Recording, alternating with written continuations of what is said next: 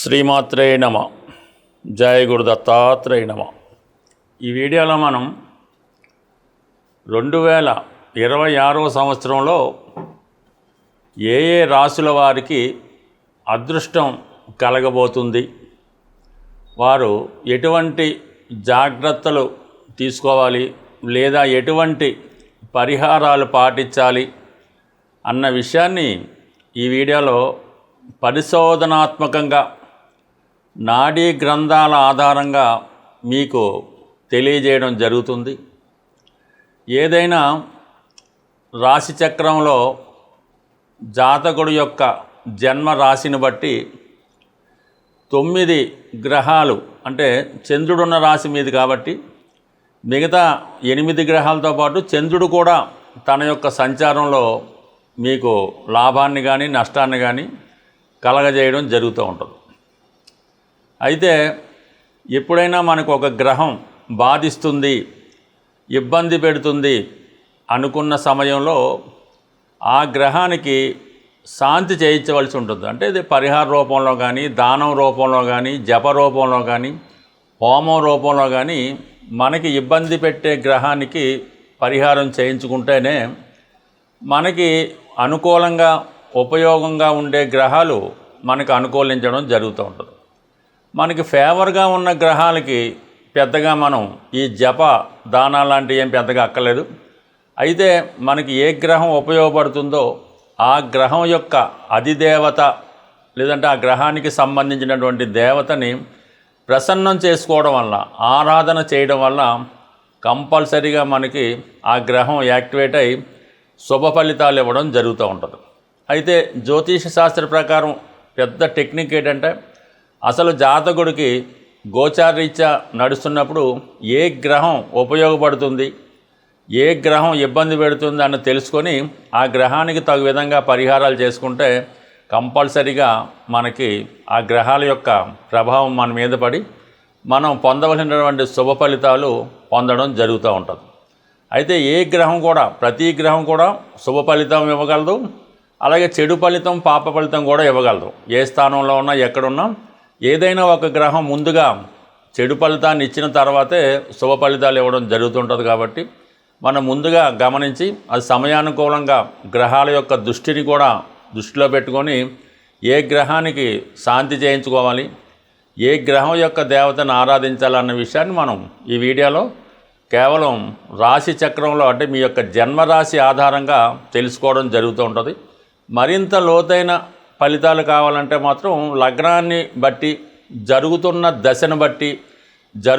దశను లగ్నంగా తీసుకొని అనేక రకాలుగా మనం ఆలోచించవలసి ఉంటుంది. ఇప్పుడు కేవలం మనం చంద్రుడిని బేస్ చేసుకునే గ్రహాల యొక్క స్థితిగతులు, స్థానాలు తెలుసుకోవడం జరుగుతుంది. అలాగే ప్రతి గ్రహం కూడా వివాహ విషయంలో శుక్రుడిని, వ్యాపార విషయంలో బుధుడిని, ఆరోగ్య విషయంలో రవిని, ఇలాగ ప్రతి గ్రహాన్ని మనం ఆ గ్రహాల మీద గోచార సంచారాన్ని కూడా తెలుసుకొని చేయవలసి ఉంటుంది. బట్ ఏమైనా మనసే ప్రధానం కాబట్టి చంద్రుని ఆధారంగా తెలుసుకోవడం జరుగుతుంది. అందువల్ల ఏంటంటే ఈ వీడియోలో చెప్పిన విషయాన్ని కొంచెం జాగ్రత్తగా, లోతుగా అర్థం చేసుకొని తగు విధంగా మీరు దాన్ని పరిహారం చేయించుకుంటే కంప్లీట్గా మీకు మరింత మేలైన ఉత్తమ ఫలితాలు రావడం జరుగుతూ ఉంటుంది. శ్రీమాత్రే నమ. వృశ్చిక రాశి వారికి 2026వ సంవత్సరంలో వీళ్ళు అదృష్టవంతులు అవ్వాలంటే ఏ గ్రహాన్ని ప్రసన్నం చేసుకోవాలి, వీళ్ళకి అనుకూలంగా ఉన్నటువంటి గ్రహం ఏది అని పరిశీలించినప్పుడు ప్రధానంగా ఇప్పుడు కేవలం 4 గ్రహాలనే మనం తీసుకొని చెప్పడం జరుగుతుంది. ఇంకా 4 గ్రహాలు ఉంటాయి కాబట్టి ఇప్పుడు ఈ గ్రహాలు అనుకూలంగా లేకపోయినంత మాత్రాన జీవితం ఏం పెద్ద ఇబ్బంది పడక్కర్లేదు. మరి కుజుడు, రవి, శుక్ర, బుధ ఇవి నిత్యం మారుతుంటాయి కాబట్టి అవి మీకు సమయానుకూలంగా మంచి చెడు ఫలితాలు ఇస్తూ ఉంటాయి. ఇప్పుడు ప్రధాన గ్రహాలు తీసుకున్నాం కాబట్టి వాటి యొక్క స్థితిని బట్టి మనం తెలుసుకుందాం. ఎందుకంటే ఒక గ్రహం ఎక్కువ రోజులు ఒక రాశిలో ఉన్నప్పుడు అది ఏదైనా ప్రభావం మన మీద చూపించగలదు. ఏదో నెల రోజులకి 2 నెలలకి మారిపోయే గ్రహాలు అవి ఇచ్చి లోపలే మళ్ళీ టైం వెళ్ళిపోతూ ఉంటుంది, ఆ పదవి కాలం పూర్తయిపోతూ ఉంటుంది. కాబట్టి వాటిని నమ్ముకోకుండా కేవలం శని, గురువు, అలాగే రాహుకేతు. మరి ఈ సంవత్సర ప్రారంభంలో మనకి చూసినప్పుడు గురువు అష్టమ స్థానంలో ఉన్నాడు. పెద్దగా మనకి అష్టమ స్థానంలో గ్రహం ఏంటి, సడన్గా ఇచ్చే ఫలితం తప్ప పెద్దగా ఏం ఉపయోగపడదు అష్టమంలో ఉన్న గ్రహం. అది 4లో శని, అర్ధాష్టమ శని నడుస్తుంది. దానివల్ల మనసుకు కష్టం కలుగుతుంది తప్ప పెద్ద ఏం ఉపయోగం లేదు. మరి అంటే 4లో రాహు, 5లో శని. అంటే 4లో రాహు కూడా శని ఫలితాలు ఇస్తుంటాడు కాబట్టి కేవలం అర్ధాష్టమ శని చిన్న చిన్న అవమానాలు కష్టాలు జరుగుతుంటాయి. అయితే ఒక విధమైనటువంటి మనసుని ఆహ్లాదపరిచే విధంగా కొన్ని వ్యసనాల వైపు మళ్ళిస్తూ ఉంటాడు 4లో ఉన్నటువంటి రాహు. అంటే స్త్రీలకైతే ఒకలాగా, మగవాళ్ళకి ఒకలాగా ఇబ్బంది అయితే ఉంటుంది కాబట్టి దాన్ని కంట్రోల్ చేసుకుంటూ 5లో ఉన్నటువంటి శని కూడా అంత అనుకూల పరిస్థితి ఇవ్వడం, అంటే ఉద్యోగం మార్పుకి, ఉద్యోగం పోవడానికి కారణం అవుతూ ఉంటుంది. మొత్తం మీద 4 ప్రధాన గ్రహాలు మనకు అనుకూలంగా లేవు కాబట్టి మరి 4 గ్రహాలకి మనకి మే నెలాఖరు వరకు పరిహారం చేసుకోవాల్సి ఉంటుంది. మరి రాహుగ్రహానికి అమ్మవారిని మరి 4వ స్థానం కాబట్టి ఏదైనా ఒక శక్తి క్షేత్రంలో, శక్తి పీఠంలో అమ్మవారికి చండీ హోమం చేయించుకొని కుంకుమార్చన చేయించి వీలైతే అభిషేకం కూడా చేయించుకుంటే మంచిది. శని భగవానుడికి శివుణ్ణి కంప్లీట్గా అభిషేకమే చేయించుకోవాల్సి ఉంటుంది. ఎందుకంటే 5వ స్థానం జలతత్వ రాశి కాబట్టి, పంచమం దశమానికి అష్టమం కాబట్టి ఉద్యోగం మీద ఎక్కువ ప్రభావాన్ని చూపుతాడు కాబట్టి నెలకు ఒకసారైనా మాస శివరాత్రి రోజు శివునికి పాలతో అభిషేకం చేయించుకోవడం వల్ల మీకు ఉద్యోగపరంగా ఉన్నటువంటి ఇబ్బందులు తొలుగుతాయి.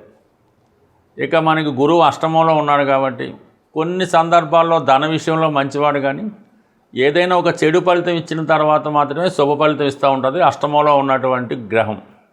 అందుకని గురుగ్రహ ప్రసన్నం కోసం మీరు మే 31వ తారీఖు వరకు మరి దత్తాత్రేయుడు, దక్షిణామూర్తి, సాయిబాబా వారు, మీకు ఎవరు గురువు అయితే, ఎవరు ఇష్టమైతే వాళ్ళని ఆరాధించడం వల్ల, లేదంటే ఒక గోవుని సేవించడం వల్ల గురుగ్రహ అనుకూలత ఏర్పడడం వల్ల సడన్గా వచ్చే ఇబ్బందుల నుంచి బయటపడతారు. అయితే జూన్ 1 నుంచి అక్టోబర్ 30 మధ్యలో మరి గురువు భాగ్యస్థాన సంచారం వల్ల, ఉచ్చస్థితి వల్ల ఏంటంటే అటు ధన విషయంలోనూ, ఉద్యోగ విషయంలోనూ, కుటుంబ విషయంలోనూ, పిల్లల విషయంలోనూ అనూహ్యంగా అభివృద్ధి కలిగి అప్పటిదాకా ఉన్నటువంటి అన్ని సమస్యల్ని పరిష్కరించి పూర్తిగా అదృష్టం వైపు మిమ్మల్ని ప్రయాణించే విధంగా గురువు సహకరించడం జరుగుతుంది. అంటే ఏదన్నా జూన్ 1 నుంచి అక్టోబర్ 30 అన్నది ఈ సంవత్సరం మీకు, ఈ సంవత్సరంలో ఒక స్వర్ణయుగం లాంటిది కాబట్టి ఆ సమయం కొరకు ఎదురు చూస్తూ ప్రస్తుతం ఈ 4 ప్రధాన గ్రహాలకి పరిహారం చేయించుకోవాల్సి ఉంటుంది. కేతువు విఘ్నేశ్వరుని ఆరాధించడం వల్ల, గణపతి హోమం చేయించుకోవడం వల్ల, విఘ్నేశ్వరుడు అష్టోత్తర పారాయణ వల్ల, శివుడు అభిషేకం వల్ల, రాహు అమ్మవారికి మీరు విధి విధానంగా హోమాల ద్వారా, అర్చనల ద్వారా, గురువుకి మరి గోవుని సేవించడం ద్వారా ప్రసన్నం చేసుకుంటే మరి ఈ ద్వితీయార్థంలో ఈ గురువు ఎప్పుడైతే కర్కాటకంలో ప్రవేశిస్తాడో అప్పటి వరకు ఉన్నటువంటి పరిస్థితి కంప్లీట్గా మారి మిమ్మల్ని ఉన్నత స్థాయి వైపు ఆరోగ్యపరంగాను, అలవాట్ల ప్రకారంగాను, అదృష్టపరంగాను మీ జీవితం మారబోతుంది. గ్రహాల యొక్క అనుగ్రహం, ఆగ్రహం ఏదైనా సరే ప్రతి జాతకుడి మీద ఉండడం జరుగుతూ ఉంటుంది.